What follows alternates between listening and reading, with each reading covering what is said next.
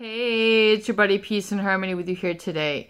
We are focusing in really a little bit more in depth on the psychology of fear and really that social influence that comes with staying in a relationship with a narcissist too long, a psychopath too long, a character disordered individual too long who is really putting their needs, their emotional manipulation first versus taking into account our needs, our wishes, our values, our voice, our presence simultaneously. And as you know, fear and self-defensiveness are a very important emotion.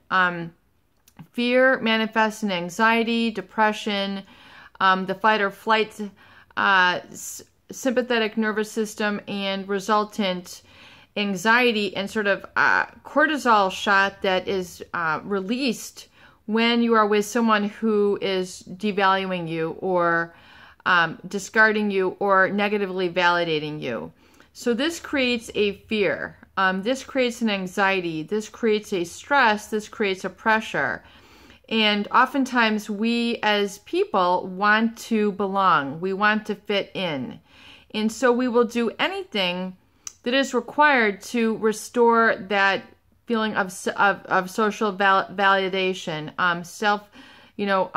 Denial oftentimes is what the course a lot of people take in order to belong. So it's the suppressing of their own faith in themselves, suppressing of their own empowerment, suppressing of their own purpose and their own destiny in order to keep in cohesiveness, basically the greater good, the social network, the social system, the family, the community.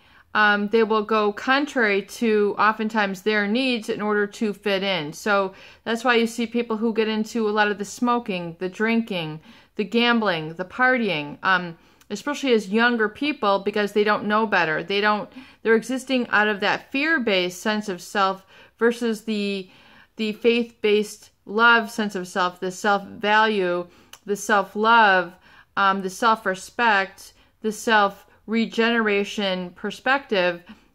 They go instead along the route of self-devaluing, self-destruction, a lot of the negative habits, the negative eating habits, the negative thinking habits, the negative emotional habits.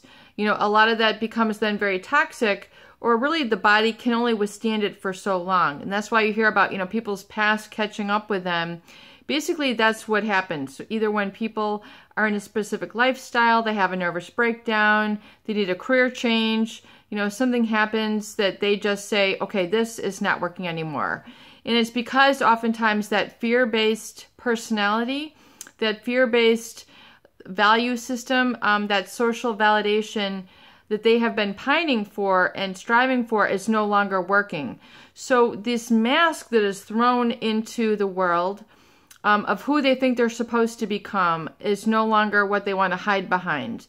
They say it's time, either they have a wake-up call from a health crisis, a relationship crisis, a job crisis, something calls their inner life into being and saying, you've got to pay attention to me now. It's important, that you respect me. You need to go into depression, deep rest. You need to let go of this lifestyle. You need to let go of this person. You need to let go of this group of friends. You need to let go of this falsehood, these lies, these pathological lies that have been fed you. This is not the real you. That's why you're feeling so empty. That's why you're feeling so depleted. That's why you're feeling so lost, is because you're in a fear-based relationship. And oftentimes the narcissist, like in the words of Vincent Genna, he says that, a lot of people think that these people have the big egos, this big, ego situation. And, that's why they're treating people, because it's this inflated sense of self-superiority and self-importance. But really, they're lacking very much in the I am. It's a lot of the mask. It is the persona which they're having people relate to and fall in love with and try to validate versus the true, authentic self. So that's why we see people who, all of a sudden, they're retiring, and then they just, clean out their bank account, and then the wife is like left stranded. You see these completely jaw-dropping moments where these people hurt other people, abandon them, devalue and discard them after they've been there for them, relentlessly, raised their families, been at their bedside when they're sick, directed a lot of the course the family. We see a lot of this just begin to disintegrate, and people go into depression, a midlife crisis. They have to re-engineer themselves. They have to get a new blueprint, and oftentimes this is based in love. And it is becoming because they need to emerge out of that fear-based relationship. And the scapegoating of another, which means the projecting of a lot of the false blame accusations, the false accusations onto another, create that fear base. And so people then begin to react and develop a mask in order to try to fit in, but oftentimes that will not be able to be propped up for that long. Because there's a truth that needs to be acknowledged, that needs to be aired out, that needs to be called into being. And that fear base is going to create, that very narrow-mindedness. It's going to create the pathological lies. Narrow-minded meaning basically, not able to see the big picture, the big perspective, taking reality into account, which is basically being able to absorb information from a number of different sources on a number of different levels that go to create, the solution in the life and the appreciation and the knowledge that you need. So it's like, you're really taking a low road versus a high road. And so, the emerging is when it's time to let go of that fear base, which is the very judgment, it's saying, okay, we're going to put down our swords. We're not going to continue this battle in sweeping, all these issues, these defense mechanisms. We're not going to continue to sweep that under the rug or the internal rug, basically, and allow those to fester and grow and, be motivated by a lot of this hatred and anger and resentment and guilt and fear and judgment and all these negative constructs that tend to, be festering within people and continue a lot of the obsessive thoughts and really block people. People are oftentimes blocking themselves out of fear and really lack of self-belief, faith that things can come to be. So it's like it shuts down their dreams, and then that narrow-minded thinking is when you really kind of abandon your dreams oftentimes and begin to replace it with fear and sacrificing of your dreams to fit in with the society at large. So it's a very interesting construct. The point of this fear base, because really what happens is your feel-good chemicals begin to become depleted.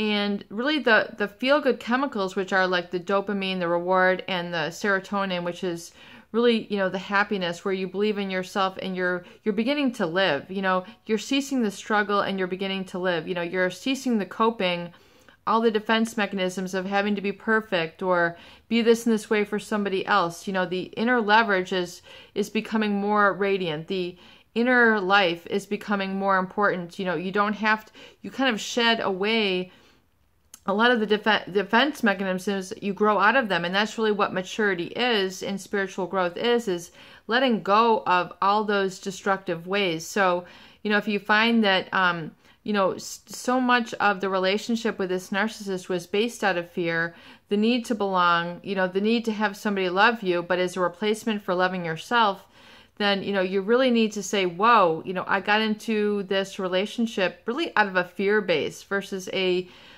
basis that was, founded and grounded in love and self-discovery and self-love, which is like self-acceptance and belief in yourself, and really the absence of fear. And so oftentimes people need to go through these relationships to come back to square one, to come back to that pot of gold, which is within them.